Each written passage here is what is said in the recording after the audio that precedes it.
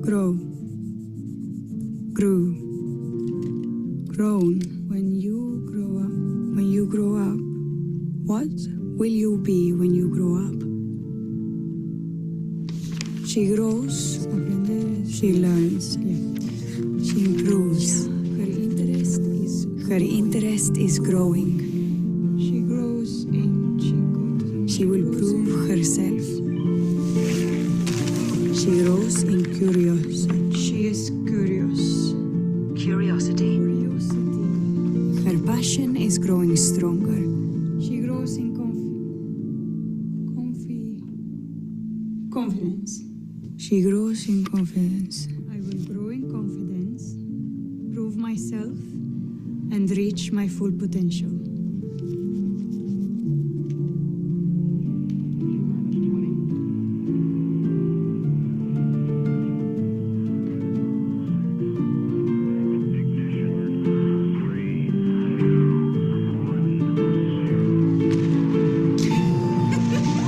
This is where ambition grows, where potential grows, and where your future grows.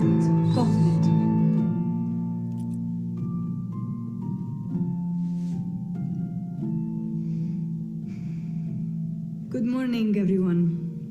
Today we're going to learn about the sky at night. Cambridge is where your world grows.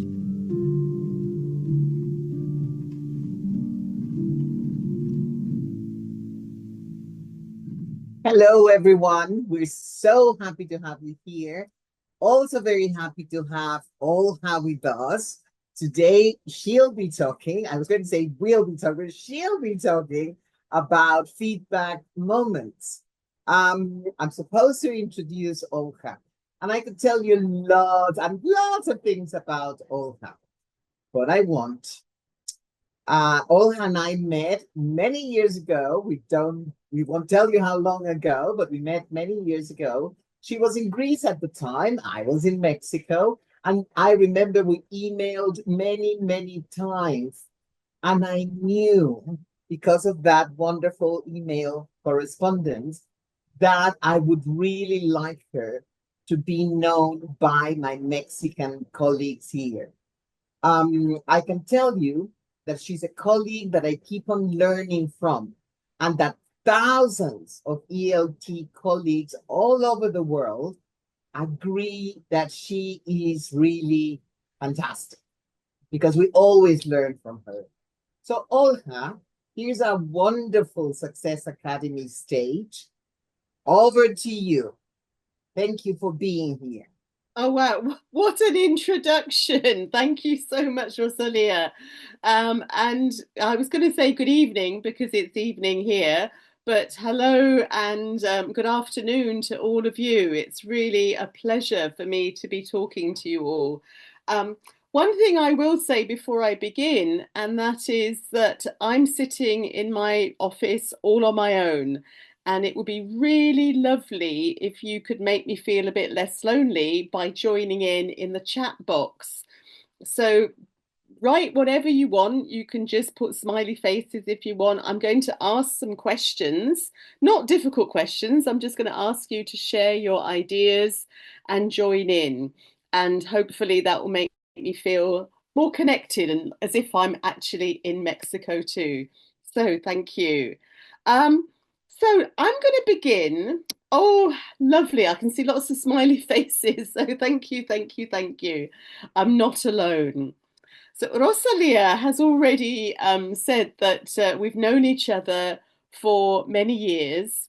And I was very, very lucky that a long time ago, I was invited to come to Mexico, which was a fantastic opportunity for me. And when I look back at my experiences of being in Mexico, it makes me think about a very important thing that we're going to talk about, and that is success. Sorry, I've got my technology here. Success. And this is a very key aspect to my talk today. But I am going to focus on something that was very important to me when I came to Mexico. And I don't know if you like these margaritas, but Rosalia took me out to dinner and we had some amazing Mexican food and lots of, well, I shouldn't say that, a few margaritas. And I really was inspired by this lovely, refreshing drink. And I wanted to be able to make it myself when I returned back here to the UK. And success to me was being able to make a margarita. Now, how I did that, whether I did that, we're going to investigate now. And I want you to join with me in this kind of analysis. I want you to think back, or could be a long time or quite recently, to when you learnt to do something new. For me, it was making a margarita.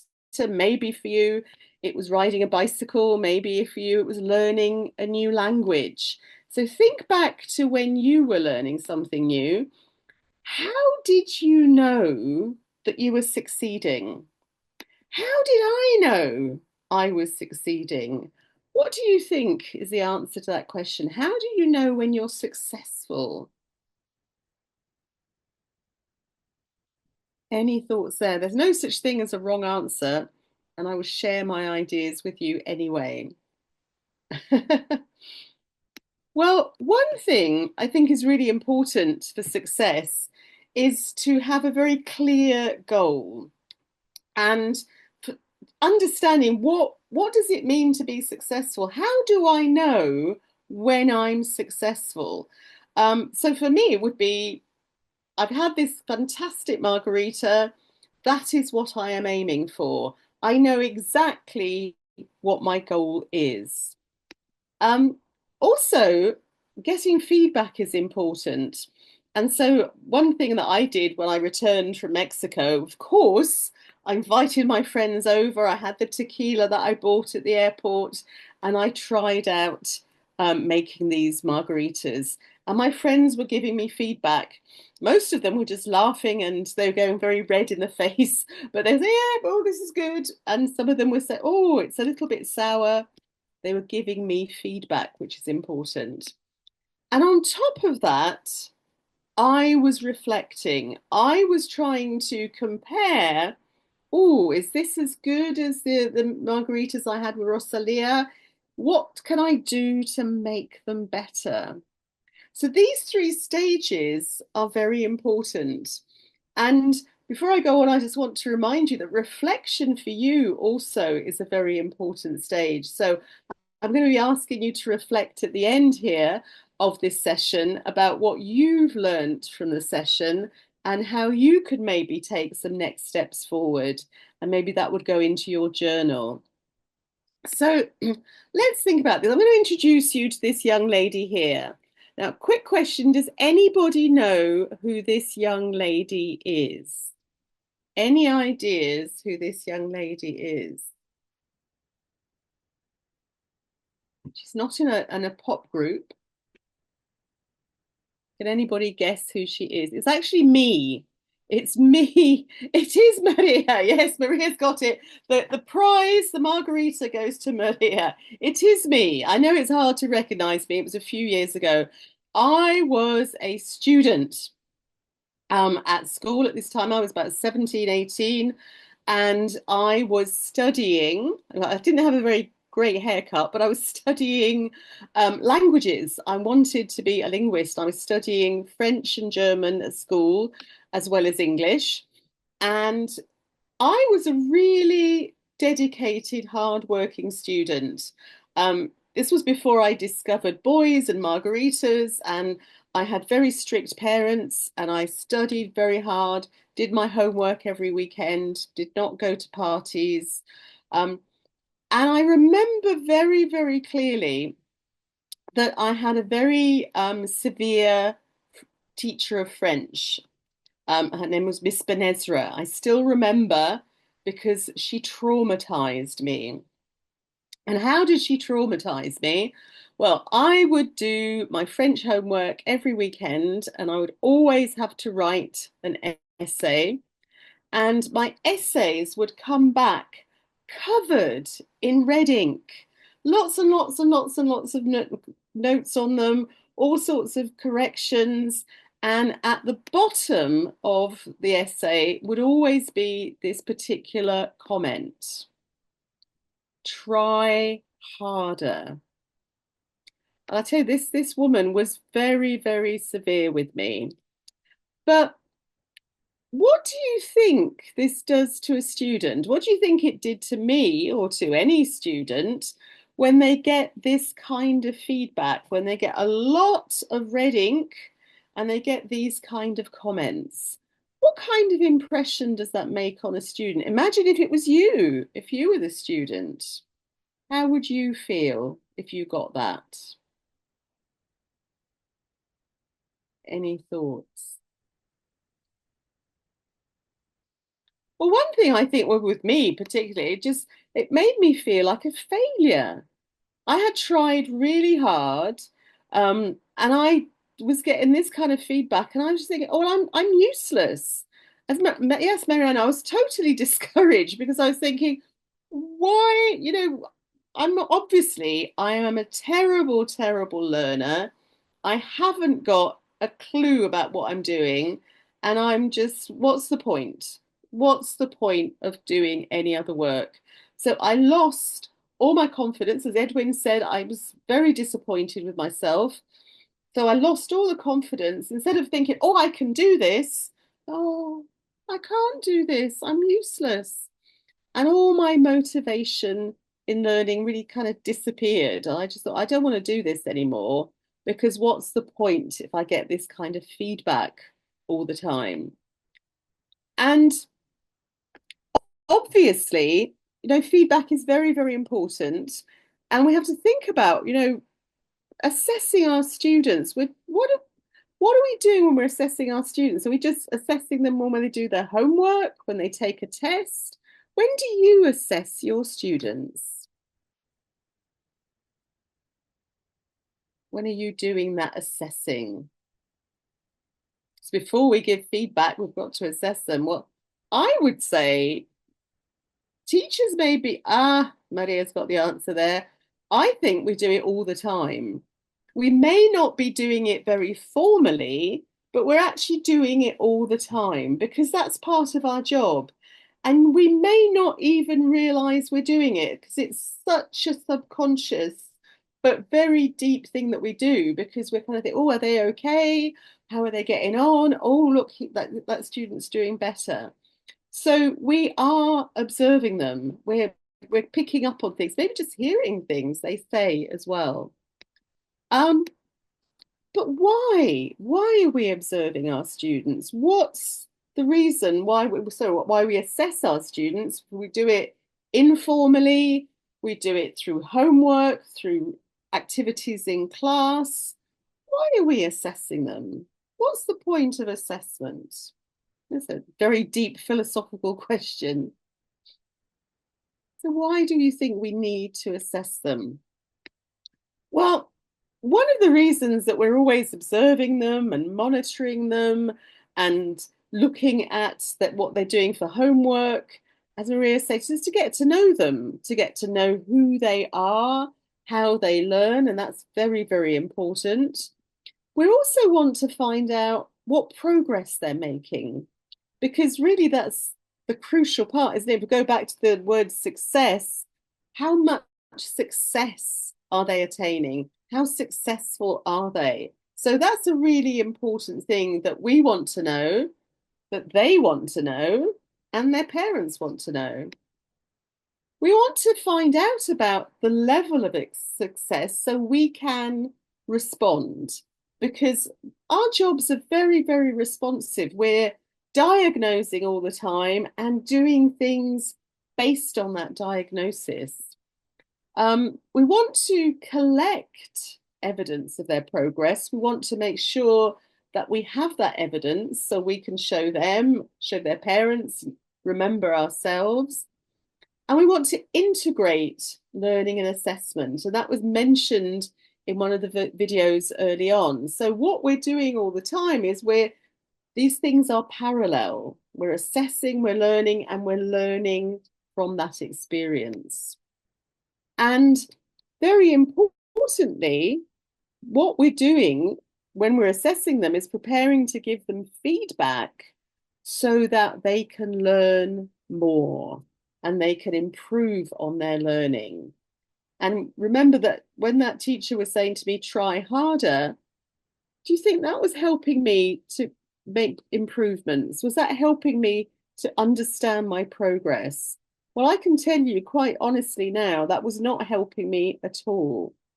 The teacher was able to assess my work, but she really didn't help me to improve. She did the opposite, in fact. So the first thing we want to be clear about, go back to what we said at the beginning, is we want to be very clear about our goal. What are we aiming for? And students need to know this. Students need to be very clear what they're aiming for, because you can't tell them that they're wrong about doing something if they have no idea of the criteria. So success criteria are very important. So all students do need to be very clear about where they're heading. What is it I'm trying to achieve? And where we have advantages there is we have exams very often. And if your students take exams, they are very clear about where they are heading. What do they want to reach? What abilities do they need to have? What vocabulary do they need to use? What level of grammar and complexity do they need to have mastered? So they can see what success looks like. And if you're taking Cambridge exams and you have the handbooks, and you can look at those, and those are already available online, you can see what success looks like. You can see examples of this. You can see videos of students taking oral exams, and you can say that that's a really good example. So students can have it in their heads, this is what I'm aiming for. The same way that I had the idea of that margarita, saying that's what I'm aiming for, that's what I'm trying to achieve. Also, we need those stepping stones. We need a way of getting there. So for our students learning language, whatever material we use helps them to reach that goal. They've got the goal and they are reaching it step by step. And that's, the material we use, whatever course books we use, give us that step-by-step progress to reach those goals. And very often, I think it's really important to remember that students need to know, even at lesson level, what they're trying to achieve. So they know what you're expecting of them. So for example, when you plan your lesson, you don't just say, all right, we're going to do some writing, because how do you know you're successful at the end?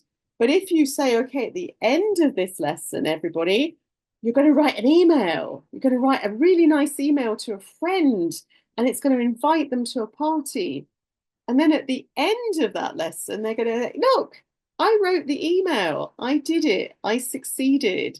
I know I'm doing well. And you can say to them, look, that is success. You have succeeded. You can give them feedback on a very specific thing they do. Not just today, we're going to improve your vocabulary. That's just too vague, isn't it?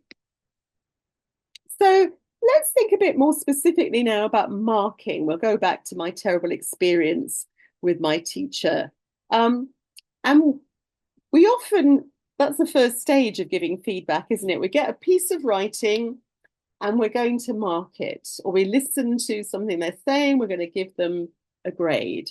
Why do we do this? What's the aim of marking?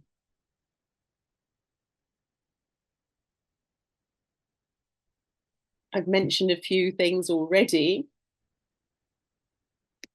Well, specifically, I think it's a really good idea, going back to the whole topic of success, is to show students what they're doing right, not just what they're doing wrong. I've got a very firm idea about this, and that is, how can you keep doing something well if you don't know you've done it well? Show me what I've done well, and I will try to keep doing that and improve on that. Also, of course, we need to show students where they need to make improvements. That's very important. That's part of our job. And I think it's also a great opportunity to encourage students so they don't lose motivation, to show them, that we're supporting them, we're helping them. We're going, yay, go, go. You're on a long journey, and I'm there behind you, and I'm helping you by showing you how you can do better. Also, we want them to reflect on their own writing. We want to mark in a way that helps them think about it, that helps them notice what they're doing well, what they could do better at.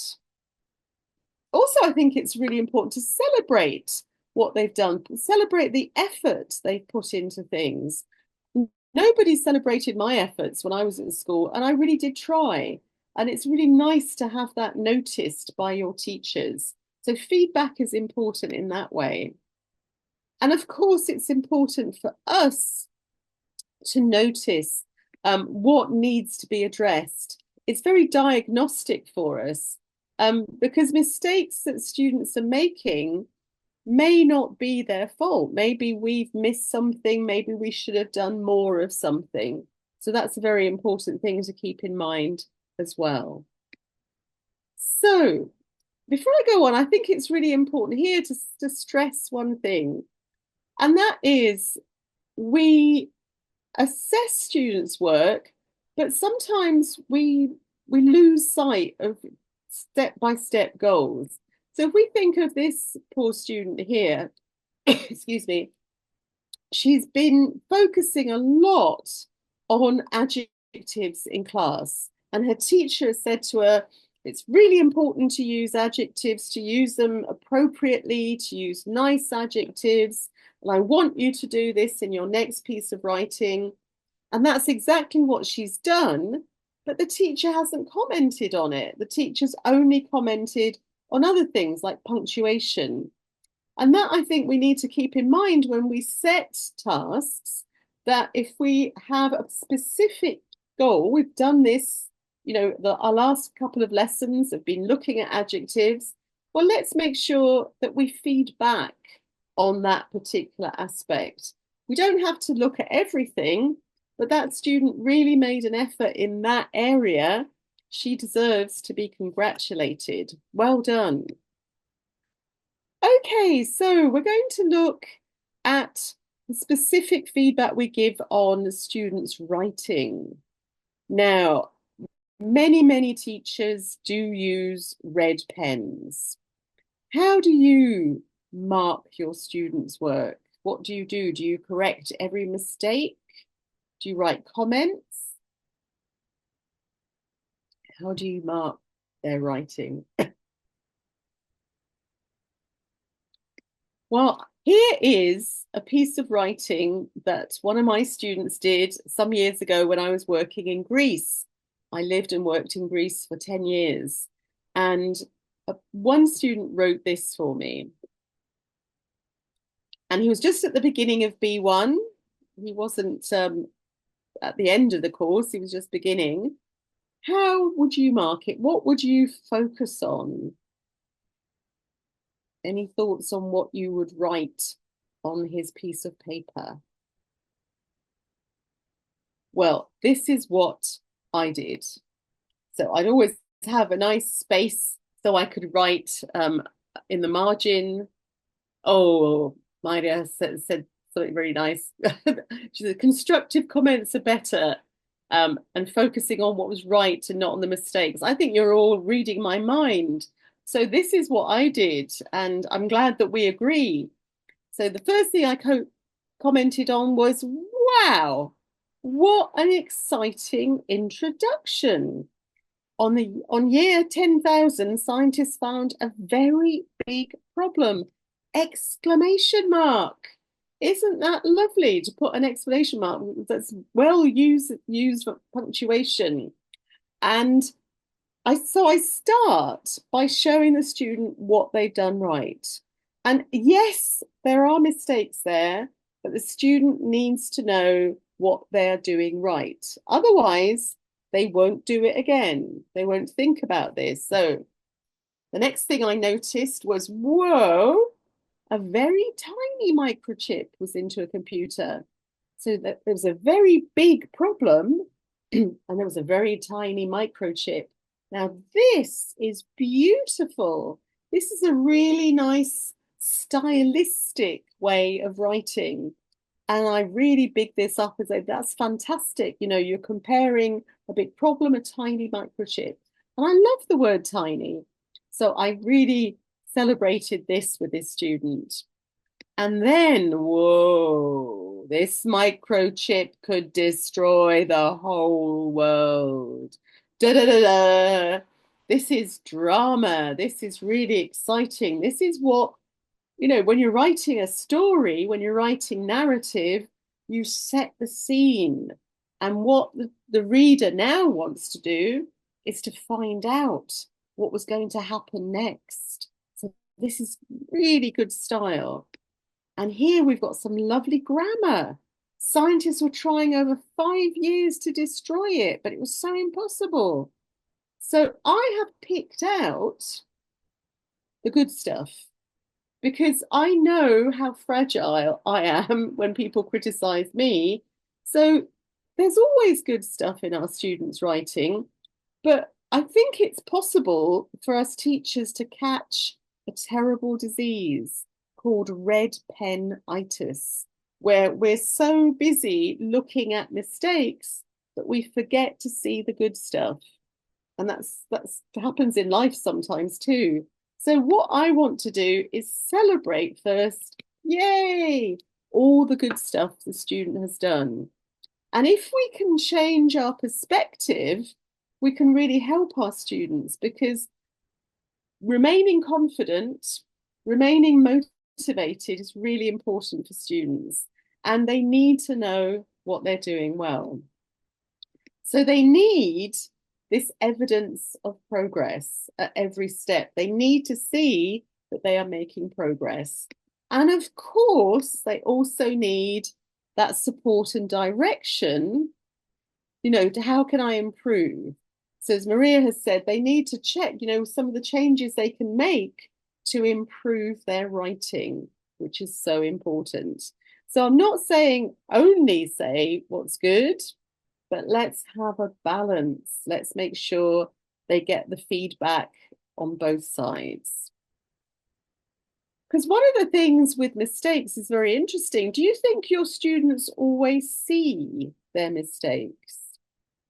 You know, some teachers will just say, look at it again, check it again, correct any mistakes you have made. Do you think it's easy for them, particularly children, even us? Is it easy to see our mistakes? Absolutely. And Elizabeth saying, not even we can see our own mistakes. I write on the board sometimes and the students say, you've made a spelling mistake. And I'm like, really? It's actually a cognitive development thing that this looks very complicated here, but it's just basically saying Frances Jensen is a neuroscientist, and she was the mother of 2 teenage boys, and she couldn't understand why they were like these aliens in the household. She was like, what is it with teenage kids? So she changed her speciality to study teenagers and the teenage brain. And I will give you the reference to the book at the end. But it's really interesting for me as a teacher to understand that because our brains are still developing way into our early 20s, that this is one of the issues that, you know, it really makes it difficult for them to see mistakes. Written mistakes, mistakes they make, you know, in life as well. But this is something as a teacher we need to understand, that we need to point out precisely and help them, rather than just say, look at it again. You've made 3 mistakes, find them. That's not easy for us. It's not easy for them, that's for sure. So my first strategy with assessing students' writing is to think, well, what can we do in class that will help a lot of the students? And this is a kind of subtle feedback that I would do. I wouldn't point it out, but I think I go, oh, I'll plan a few lessons where we do some work that will help them develop some of these skills. So I've got two things that I would do based on this piece of writing. One of them is that I would look at adjectives, because adjectives make a huge difference at B1 level, at A2, B1 level. If a student is using adjectives at speaking and writing, it really raises the level and helps them get a better grade in an exam. And it really helps them to enjoy the process as well. So I would do lots of stuff on adjectives. What adjectives they know? We'd play adjective games. I would give them perhaps a gapped story, a story that's very boring, but with gaps where they could put in adjectives. How can we make this more interesting? So that will really help them. And it's a way of filling gaps that I might notice. Another thing I might do is read short stories together with them and help them understand how to write a better short story. Because the narratives that they write at these levels, they do write lots of little mini stories, but what makes a good short story? What makes a good story? Well, it has to have a beginning and a middle and an end. And this story that this little boy wrote had no ending. It was just left in the air. So we'll read some stories together to get some ideas of what makes a good story. And as we said, giving feedback is not just pointing out the mistakes that students make. Good feedback, I think we have to think very much about the aspects of good feedback, is that it's clear, that it's specific. So remember when I was saying to that little boy, wow, great contrast between big and tiny. I didn't just say nice adjectives, because he needs to know exactly what he's doing right. Also, it has to be constructive. It has to suggest what they can do to make changes. As Maria said, she suggests ways of making changes. So how can you make this better? Not just make it better. And then allow them to reflect, allow them to look back at their writing and start developing that sensitivity, that awareness of how they are doing. It takes a long time, it's not easy, but okay, I've said this is good. I've asked you to look at these aspects. What would you like to improve on? Think about it yourself. Do you think your writing's getting better? Ask them these questions to become more self-aware.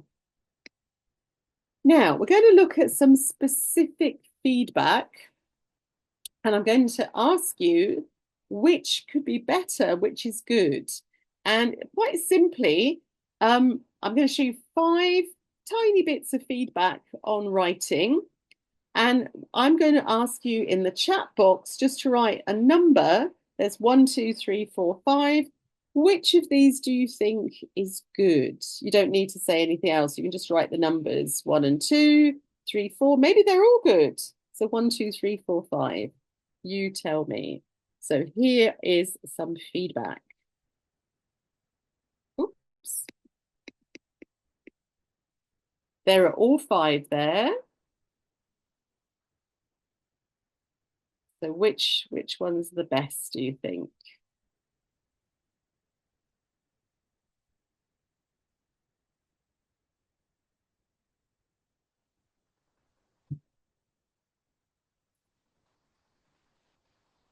So what about number 1?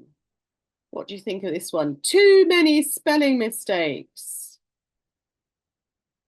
Do you like number 1? Too many spelling mistakes. This sounds to me like my French teacher, too many spelling mistakes. That's a bit harsh, isn't it? Oops. Sorry. I don't like that one because that's number one, it's very aggressive and it's quite off-putting. So nobody liked number one, which is good. And also it was very vague, wasn't it? Now number two, lots of people are liking number two. So what do we like about number two? It's specific, isn't it? It's very positive. You've got some great ideas here. And then it's very specific. I like that you're using because. Watch out for grammar mistakes. But then she points out the teacher, she or he, sorry, says, actually says these are the grammar mistakes. So it's specific and it's constructive. So that's good. Nobody seemed to like number three. No, it's positive. It's very sort of yay, yay, very nicely done. But everything looks correct. It's very vague, isn't it? So we didn't like that one. And nobody liked number four. Again, it's just not specific. Your grammar is a bit messy. Well, that's terribly vague, isn't it? I don't know what she means. Some sentences don't make sense. Check your work. That's a bit like try harder, isn't it? But you did like number five. So again, with number five, it's specific and it's positive. And I love that let's work on, because that's saying we're going to do this together. We're going to work on this together, and I'm going to help you improve on this. So it's really important to think about this when writing comments on students' work, because they're very sensitive. And even if you're teaching teenagers and older students, we're all sensitive. We all need to get that, that celebration, but we all need to get that sense of, please help me. What can I do better? And this is a lovely quote from Butler, that all of us as learners need to understand how we can perform better.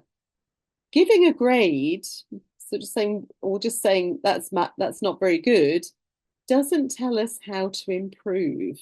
And our entire job really is to help students improve, to help them make progress. So this is a very positive thing to do. So feedback can vary. It's not always the same. And we can have three sort of types of feedback. And what I'm saying here is we don't have to just use one. You can mix them up and you can vary them. So evaluative is quite often when they're answering questions in a test, in a mock, and you give them very specific marks on that. And if you're evaluating their work, you're saying this is how well you're doing compared to how well you should be doing. Corrective is you are actually helping to correct them. And you don't necessarily have to change it yourself, but you are helping them to make that correction. And strategic is asking them to try different strategies, try to do different things. So you're kind of pushing them in the right direction. So I say you can do all three of these at the same time, or sometimes you might not always do the evaluative one, that's for sure. And this is one of my favorite quotes about correction, is that we have to appreciate the steps that students are taking. Some teachers get very upset about students making mistakes, and I always say, if our students don't make mistakes, they wouldn't be our students, they'd be our teacher. That we have to understand that it's not just to say this is wrong, this is wrong, this is wrong. No, we have to understand that they're on a journey and we have to help them as much as possible in that way. And this to me is very much part of a cycle, and I call this the cycle of success. And that journey, I started about coming up to midnight, which is the time here now. If you are successful at something, you should be praised. And nobody doesn't like being praised. You know, even those teenagers that seem a bit tough, they love it. In reality, we all love praise. And when we are praised, we gain in confidence. I can do this. And so my student writes that essay, go, oh, Miss Olha liked my essay. She said it was dramatic. I'm good at writing stories. So the next time they try to do something like writing or speaking, whatever, they have the expectation that they will do well. And this is a really important thing in our heads. If we expect to fail, we usually do. But if we expect to do well, we do well. We do a lot better than we would otherwise. So that helps us to feel positive to succeed. And this is really, I'm sure you'll all agree with me, that this is what we're trying to achieve. We're trying to help our students get into that cycle of success. So not just in order to pass exams, but on a day-to-day, moment-to-moment situation in class, that they are feeling this positivity. And praise is, you know, it's not expensive, but it really is of value. But we should be praising success, not just praising everything. And I have such great interest in motivation and what motivates students. And it really is important to remember that there is nothing more demotivating than failure. Many years ago, I attempted to go I went ice skating.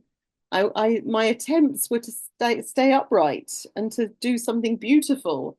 But I spent the entire time, about an hour, on the ice.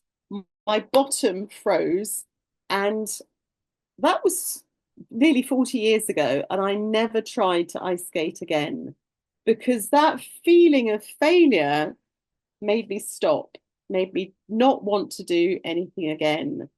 And this drive that is so important in us is we have to understand it as teachers. And you know, we are in a position of power to really demotivate students with careless words, with too much harsh criticism. So what we need to do is we need to plan backwards as teachers.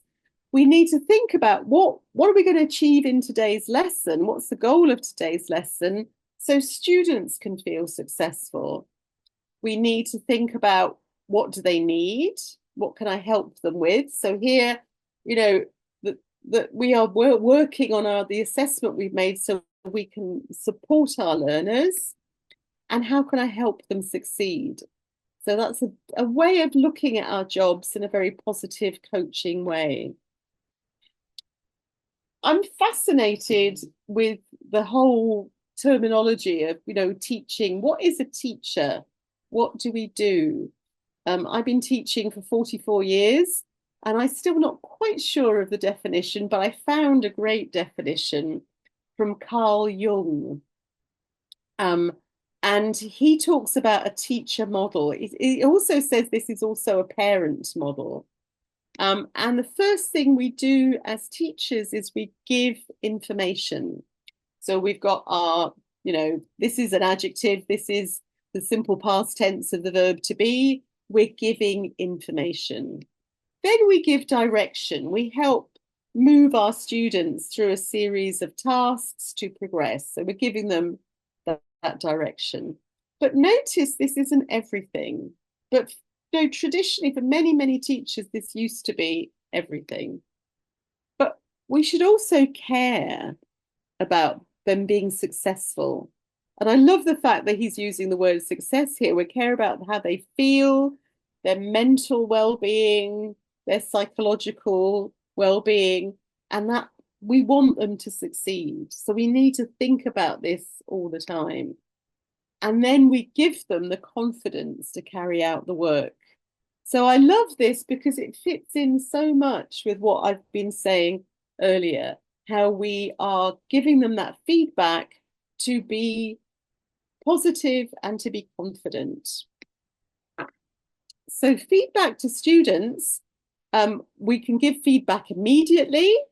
We can give it on their work, or we can collect information, and we could. But when we give the feedback, again, I want to just focus on that final stage of feedback. Oh, sorry, before I say that, with that, as I was saying before, if lots of students have a problem with some language or some vocabulary or a particular task, we can plan remedial lessons. But if only one or two students have problems, we need to give them some tailored follow-up work. So in the feedback, we need to tell them exactly what to do, not just work on your present perfect. So what we need to do is give them follow-up tasks, and it's really useful to give them a choice, because everybody loves a choice. And don't all say you'd go for the cupcake. We probably would, wouldn't we? So, for example, a student has a particular problem. I might say, okay, why don't you go to this app? And there's so many great apps for English language learning. Why don't you watch this video? Perhaps they're having problems with the speaking part of the exam, and there are some really good videos online they could watch to give them tips. I might say, oh, we did this in Unit 2.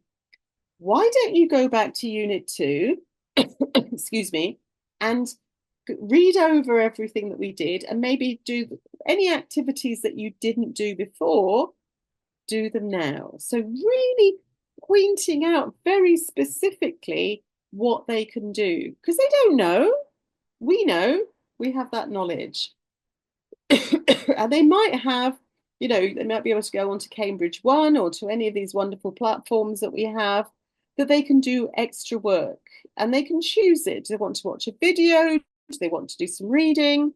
And that gives them the opportunity to be more reflective about how they are learning, how they want to improve. And I say the specific, I can't say that word, being specific about how, what should you do next, I think is really the key here. Because I think that's what was wrong with my French teacher when she said, try harder. She could have said, go back in the book, look at this. This is exactly how you can make improvements. We want students to be more reflective. We want everyone, we want ourselves to be more reflective.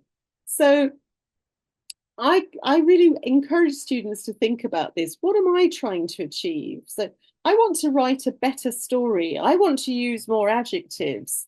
I want to speak in English without pausing a lot. So get them to think about it. What does it mean to them, for themselves, to be successful? Plus, what do I think I'm doing well? What am I confident about? What do I need to practice? Where can I find help? So as you are giving them advice, they're getting some ideas. Oh, there's some really good activities online, some fun games that I can do. And the same way for us, we need to be more self-reflective, and we need to think about this in a positive way. So noticing progress of our learners, how do I know they've made progress? What did I do to help them make progress? Yes, we did that lovely bit of drama, and we did a little play, and they gained in confidence, and they're now speaking more. Yes, I did that well. I should do more of it. And what can I do in the future? What kind of things can I do in the future to help them? Maybe I need to do a little bit of research, to ask my colleagues, how can I move forward? And that's really important. And I'm just going to show you this, because to see how, giving feedback and tailoring the kind of follow-up work is part of a whole cycle. And this is all about integrating language and assessment, is looking at how it is a cycle. We have our goals, we look at evidence, how are the students doing, we're assessing them, we give them feedback, and we give them specific work to do. And you can get lots of information about this. So before I give you that, I just want to share this with you. Many people say Einstein says it, but it's very important to think about the effort that students make and the joy they have. Not everything that counts can be counted, and not everything that can be counted counts. So thinking about them as individuals, and as Maria was saying at the beginning, their personalities and their learning styles, celebrating that and giving feedback on that too is really lovely and important. So if you are interested in this whole aspect of giving feedback and how we are linking assessment and learning all the time, this is where you go to for all this material that is free of charge on the Cambridge website. If you want to, it's cambridge.org/ILA, and you can download some really interesting reading on this. And I have got a QR code. If you are quick with your phones, I'll leave it up there for a second. So this is all stuff that you can just read and think about. And it's very much linked to what I'm saying. And you'll get this anyway, so you don't need to worry about it now. If you are interested, this is where I got those quotes from. The Black and the Butler is quoted a lot in that ILA material. And that Jensen book, Francis Jensen book on the teen brain, is really great if you teach teenagers or you are a parent of teenagers. So I highly recommend that. I have a blog, and I post quite a few things on my blog to do with teaching. And I have put a post on about this topic, so you can read more about it there too. What I want you to think about for yourselves and for your journals is, how might you do things differently now? What might you add to your repertoire as a teacher? Might you do something slightly differently now? So if you want to put that in the chat box, that would be great. Or if you want to ask any questions, that would be great. So you can put those in the chat box. And I shall also put this up for you. And this is an important thing that I'm sure Rosalia will explain, because I'm not sure exactly what you do with that. But as Rosalia has explained these things to you, if anything comes up in the chat box as a question, I will answer it at the end. Thank you. Thank you, Olga. Do feel free to look at the questions. Thank you very much. As I said, Olga, it's almost almost midnight. I'm going to turn into a pumpkin in 5 minutes. We'll finish before that. Thank you, each and every one of you, for being here. Olga mentioned your journal. Yes, please, journals. You know you have your QR codes. You know who you are. If you are coming with us in this fascinating journey, and you are an Uno E school, please, that's your QR code. If anybody is from a Cambridge English School or from any of our lovely preparation centers, you have the QR code that you need. That is very important. Talking about journals, how are you doing with your journal? We want to help you as much as we can. Clinics are coming, celebrating success clinics. So we'll let you know about it. And I have a reminder that from I'm copying this here to put it here. Last time we had Leon Suna with us, and he said, I would like to visit as many of you as possible, all you schools that decided to join us in this, as I said, really nice exam preparation journey that we're following, because we have the Celebrating Success campaign, etc. If your school you're a registered participant and your school is doing really interesting, innovative things about this exam preparation journey, please let us know and invite Leon. He will try. I'm sharing it says number 4, but he's the number 1 for Americans, actually. Only this is the list of things I have to do, right? Please write to Susan, our colleague Susan, and she will let him know that you have extended an invitation. And we do want to hear from you. As I said again, thank you, Olha. It's an unholy time for you. And you've only had water, right? So something different is coming your way, I'm sure. But just to let you know, we are exploring different options. And we're exploring whether this is a good day/time. We know, Olga, this is important for you to know, that many of our colleagues who are also teaching at this time, or maybe being a parent because they've been an ELT practitioner in the morning and all morning long, they're being a parent now. And we know that they watch the recorded sessions. So either they're seeing you here right now, or they will be seeing you later, and that's really very important. And please, you don't know what your school ID is. I don't think Olga knows that either, and I don't know what that is meant. But Luis, Eric, if you are a preparation center, please contact the Cambridge person that usually talks to you. If you are UNOE, please contact your coach. If you're Cambridge English School, please contact Sophie, right? Somebody says, Lorraine, you do have the journal, but only to be printed. Do I have to submit it online? Yes, we will be sharing the link to where you have to go and submit it. Okay, don't worry, you don't have to write a lot of things. Although, Olga, I have to mention, I've been talking about, because Finland said no more mobiles, and many other countries already too, no more mobiles for pre-primary and school primary kids, right? And they said they can only use, and not even a pen, a pencil. And somebody was telling me there's something with using a pencil that research has shown that it actually improves the memory process, right? And say, wow, isn't that fascinating? And you were talking about what does a teacher do? And I think that's a great question.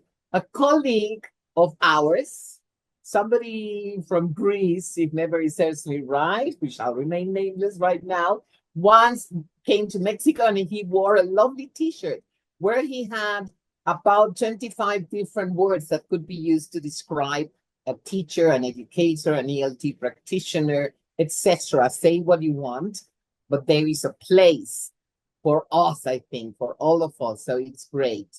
Let's give people 1 more minute to see if you have more questions for Olga or about celebrating success. Well, I noticed that somebody, it was Alba, who said, I will definitely congratulate my students more and focus on the correct things they do, which is fantastic. And it's not about not focusing on mistakes, it's about balancing that. So bravo, Alba. It's nice to hear. That's super. Yes, when you were talking about feedback, I remember a very good friend of mine with a teenage son who said, and it was several parents, and she was talking about this, and she said, my son said something really important that has changed my life. And it was, Mom, whenever you start a sentence with, I love you, but you don't finish there, you go on, I love you, but it's not as positive as you say it is, because the I love you is gone by the time I started. But you don't, and your room is a mess, and you do this, that, and the other. And it's the importance of feedback. It is important. I've got a question here, so I'm going to attempt to Yes. answer this question. Luis has said, how can we integrate all this feedback in large classes? Well, I think it becomes a habit, and I can totally appreciate it. I mean, when I worked in Hong Kong, all my classes were a minimum of 42 students.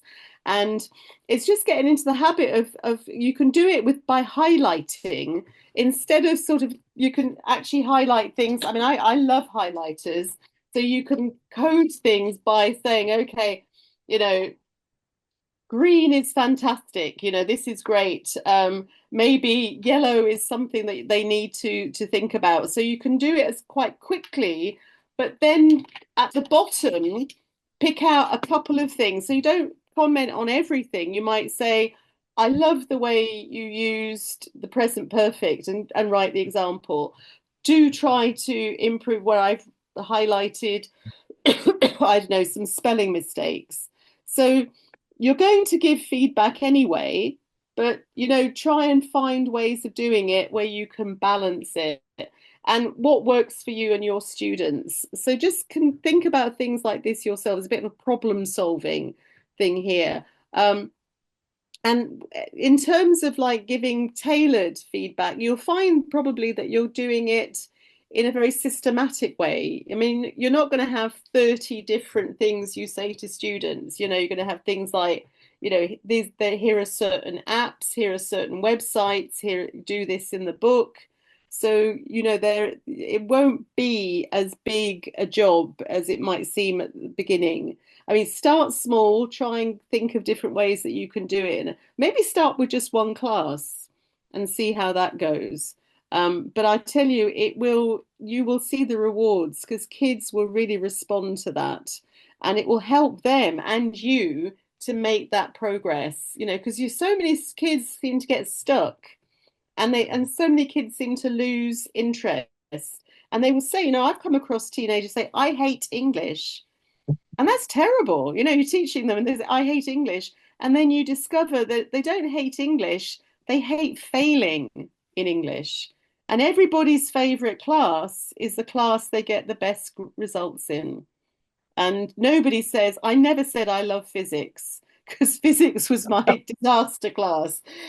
So, try and think of ways of doing it. And even if it's, highlighting a couple of things in a nice color and saying, oh, I really like that. That was really nice. Well done.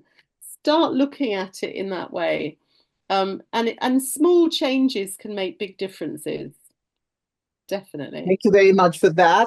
And once again, thank you all, thank you all participants here. Thanks to all our wonderful marketing colleagues who made this possible. Think about your journals, enjoy your Easter leave, because our schools come next week, Olha, it's usually 2 weeks for most school practitioners, ELT practitioners, and all school basic education practitioners here in Mexico. So enjoy it, right? Think about your journals, do something about your journals, let us know what you like, what you would like to see more of, etc., etc. Olha, thank you for coming back to Mexico. We hope to see you back very soon. And Thank to you. all of you, many thanks. And bye for today. Bye-bye. Bye-bye. Thank you.